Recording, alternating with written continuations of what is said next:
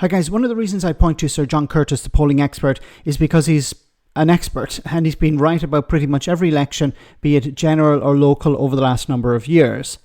Now, he was interviewed here by Times Radio about the possibility of Nigel Farage becoming Prime Minister. And what's really worrying is that because John has been right in the past, well, he could be right again. Have a listen. Are we heading towards Prime Minister Nigel Farage?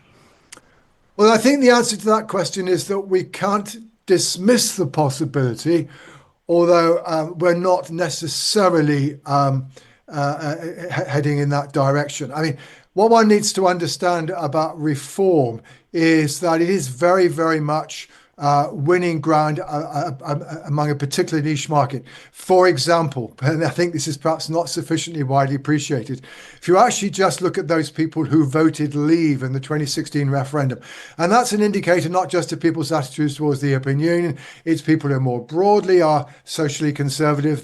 For example, they're more concerned about immigration, they're less supportive of so-called equalities and diversity policy. They're all the things that reform tend to talk about. Reform are running at over 50%. By the way, Reform are still picking up more votes off the Conservatives than they are off Labour, but they are taking some votes off Labour. And certainly at the moment, if we have an election now, we had a YouGov poll out this last week suggesting that Reform are going to get around 270 seats. Certainly they are posing a very significant challenge.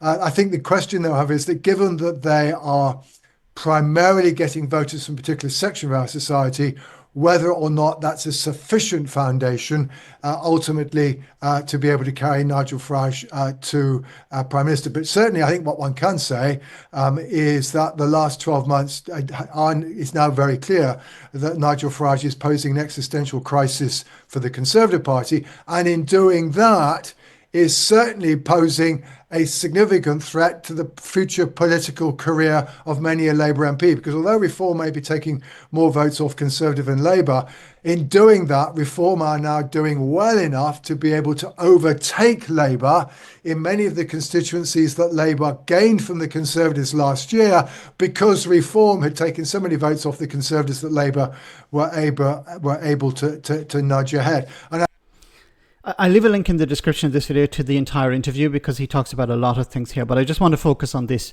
part here about Nigel Farage and Reform taking votes away from the Conservatives. Because in the past, what generally happened was you had a Labour government that was replaced by a Conservative government. Then you had a Conservative government replaced by a Labour government. And that went back and forth over the last number of decades. There were a few changes along the way, slight changes, but generally that was the trend. What we're seeing instead at the moment is a complete and utter collapse of the Conservative Party and it being replaced by Reform.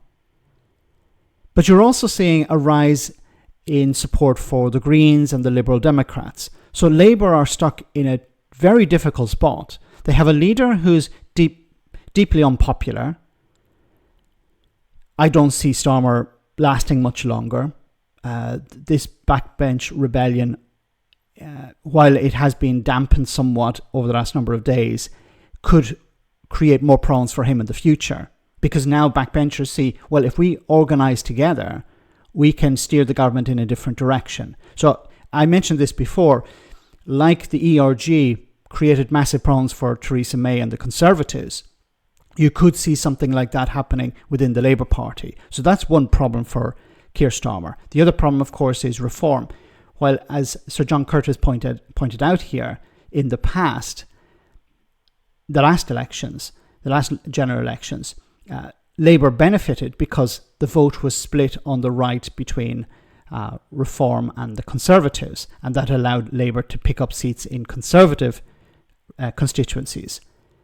But that's not going to happen in the future because the Conservative vote has pretty much collapsed completely and it's been replaced by the Reform candidate. So instead of a head-to-head between Labour and the Conservatives, it's going to be a head-to-head between Labour and Reform. But also, as I mentioned, Labour also have their left flank to deal with. So as Labour lose support from the left, they're also trying to fight off reform, which will help reform get into power likely. Now, none of this is set in stone, of course, and Sir John Curtice continually reinforces this point. But at the moment, it's looking very good for Nigel Farage, unfortunately. Now, how does Labour get out of this? Well, they need to present a vision for the future, and they need to improve the lives of ordinary people. Because if they're able to do that and demonstrate that to people, then your average voter is not going to vote for reform. They're going to vote for the incumbent. Now, there's a massive hill to climb, massive mountain to climb. But if they're able to do that, they should be able to hold on to a significant number of seats. They're going to lose seats at the next election, of course. But if they're able to convince people that they have improved their lives, improved the country, then they should be able to hold on to power. Let me know in the comment section, guys, what you think, and I'll see you in the next video.